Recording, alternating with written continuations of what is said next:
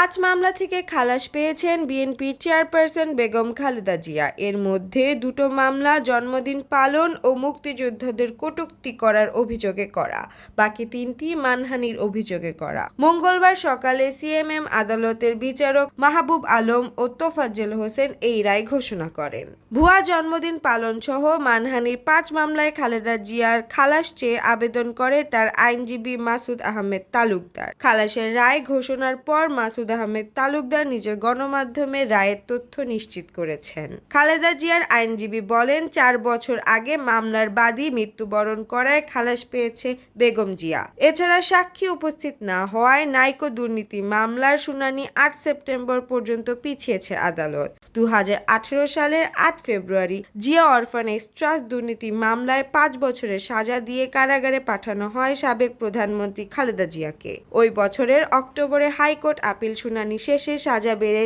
হয় 10 বছর। এরপর জিয়া চ্যারিটি ট্রাস্ট দুর্নীতি মামলায়ও আরও 7 বছরের সাজা হয় বিএনপি নেত্রীর। তিনি তখনও পুরান ঢাকার নাজিমউদ্দিন সড়কের কারাগারে ছিলেন। এছাড়া বিএনপি প্রধানের বিরুদ্ধে মানহানি সহ আরও অনেক মামলা দেওয়া হয়।